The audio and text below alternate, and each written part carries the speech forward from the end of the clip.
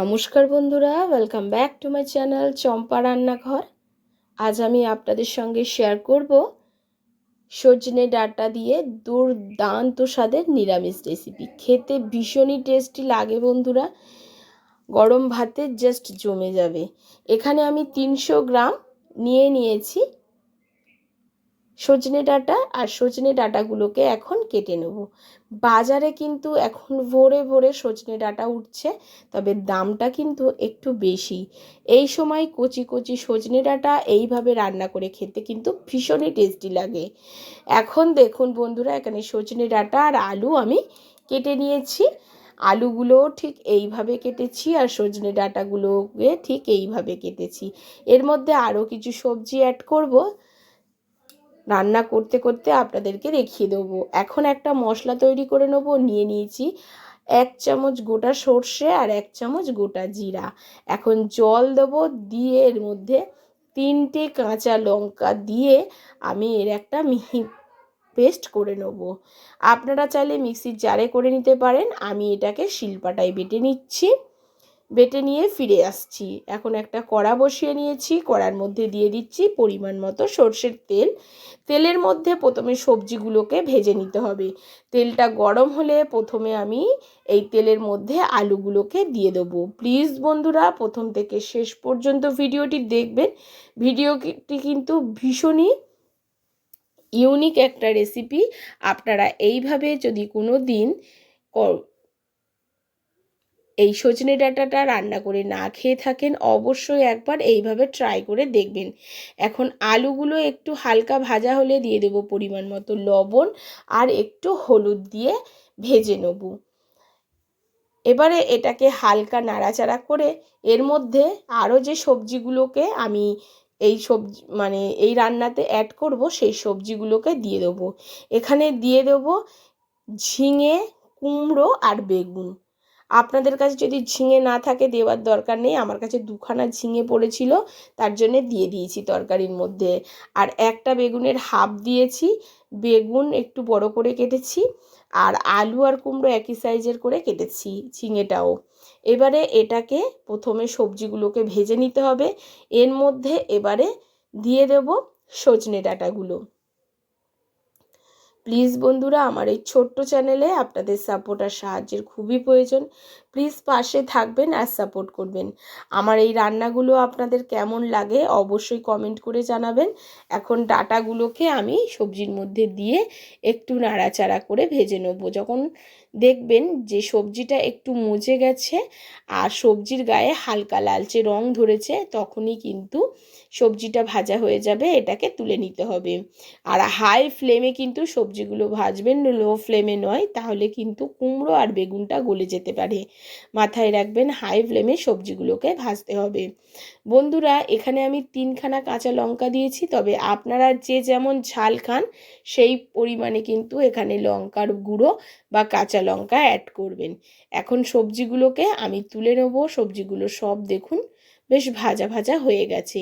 এইরকমভাবে ভেজে যদি সবজি রান্না করা যায়, তাহলে কিন্তু নিরামিষও খেতে কিন্তু ভীষণই টেস্টি হয়। আর গরমের দিনে এই রকম একটা তরকারি থাকলে তো পুরো ভাতটাই খাওয়া হয়ে যায় বন্ধুরা। এখন এই কুমড়ো, বেগুন, আলু আর ডাঁটাটাকে তুলে নেব। নেওয়ার পরে কড়াতে যে তেল থাকবে তার মধ্যে দিয়ে দেব 5 ফোড়ন, একটা শুকনো লঙ্কা আর একটা তেজপাতা। 5 ফোড়ন, শুকনো লঙ্কা আর তেজপাতাটাকে হালকা নাড়াচাড়া করে ভেজে নিতে হবে। যখন দেখবেন 5 ফোড়ন থেকে একটা সুন্দর গন্ধ বেরিয়েছে, তখন এর মধ্যে দিয়ে দিতে হবে একটা টমেটো কুচি। এটা অপশনাল, আপনারা দিতে পারেন, না হলে স্কিপ করতে পারেন। আর দিয়ে দেবো এর মধ্যে আগে থেকে বেটে রাখা সেই মশলাটা। এই মশলাতে শুধু জিরা আর সর্ষেটাই ব্যবহার করেছি, কালো সর্ষে। আপনারা চাইলে হলুদ সর্ষেটাও ব্যবহার করতে পারেন। আর এখানে আমি কোনো রকম আদা, পেঁয়াজ, রসুনের ব্যবহার করছি না, তবে আপনারা চাইলে একটু আদা দিতে পারেন। তবে আমি রিকোয়েস্ট করব বন্ধুরা, এইভাবে একবার রান্না করে খেয়ে দেখবেন। এখন একটু মশলাটাকে নাড়াচাড়া করে তার মধ্যে দিয়ে দেবো পরিমাণ মতো লবণ, হলুদ গুঁড়ো আর লঙ্কা গুঁড়ো। লবণ, হলুদ গুঁড়ো আর লঙ্কা গুঁড়ো দিয়ে মশলাটাকে একটু জল দিয়ে আবারও একটু কষিয়ে নেব। মশলাটা কষাতে কষাতে দেখবেন মশলা দিয়ে তেল ছাড়তে শুরু করেছে। এখন দেখুন অল্প জল দিয়ে দিয়ে মশলাটাকে কষাবো। মশলা থেকে কত সুন্দর তেল ছাড়তে শুরু করেছে, আপনারা নিশ্চয়ই দেখতে পাচ্ছেন বন্ধুরা।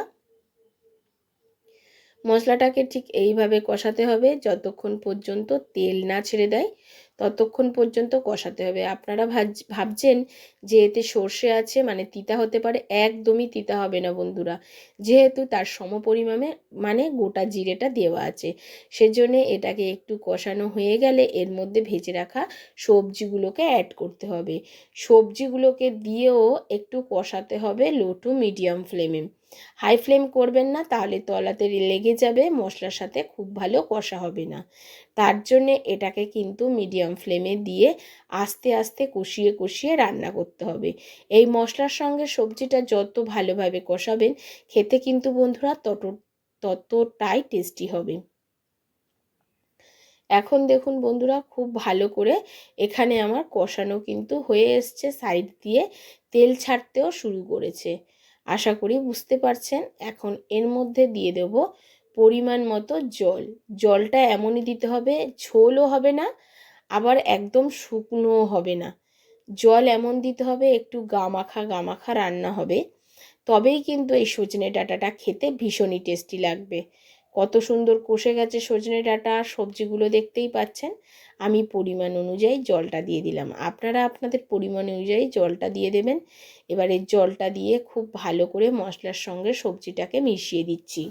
যখন ফুটতে শুরু করবে তখন কিন্তু সবজিটাকে ঢাকা দিয়ে 7 থেকে 8 মিনিট মতো রান্না করতে হবে। দেখুন এবারে উপর দিয়ে একটা ঢাকা চাপা দিয়ে রাখছি। 8 মিনিট পরে আমি এই ঢাকাটাকে খুলে নেব। আর দেখুন এখনও কিন্তু একটু ঝোল আছে। এই সময় আরও একটু হাই ফ্লেম করে দেবো আর একটা আলু ভেঙে দেখিয়ে দেবো যে বন্ধুরা আলুটা কিন্তু বেশ সিদ্ধ হয়ে গেছে। তার মানে ডাঁটা আর বেগুন কুমড়ো তো অল্প জালেই সেদ্ধ হয়ে যায়, তো এগুলো সবই সেদ্ধ হয়ে গেছে। আর ঠিক এই রকম অল্প যখন গা মাখা মাখা হবে দেখুন, কিন্তু কুমড়ো বেগুন সব কিন্তু গলে যায়নি, ঠিক এই রকম মাখা মাখা যখন হয়ে আসবে তখন এর মধ্যে দিয়ে দিতে হবে টেস্টের ব্যালেন্স অনুযায়ী চিনি। তো আগে আমি লবণটা দিয়ে দিয়েছিলাম, তো মনে হলো লবণটা ঠিক আছে, তার জন্য আমি একটু চিনি ব্যবহার করছি। আপনাদের যদি অপছন্দ থাকে চিনিটা স্কিপ করবেন। এখন খুব ভালো করে তরকারির সঙ্গে চিনিটাকে মিশিয়ে নিচ্ছি। আর এখন আমাদের এই তরকারিটা একেবারে রেডি হয়ে গেছে। একটা সাদা মাটার সহজ সজনে ডাঁটার রেসিপি কেমন লাগলো বন্ধুরা অবশ্যই রান্না করে খেয়ে দেখবেন, তারপরে আমাকে কমেন্ট করে জানাবেন। যতটা সুন্দর হয়েছিল এর কালার ততটাই সুন্দর হয়েছিল এটা টেস্টি। আজ এই পর্যন্ত বন্ধুরা, আবারও দেখা হয়ে যাবে অন্য কোনো নতুন রেসিপির সঙ্গে। এতক্ষণ ধরে ভিডিওটির সঙ্গে থাকার জন্যে অসংখ্য অসংখ্য ধন্যবাদ।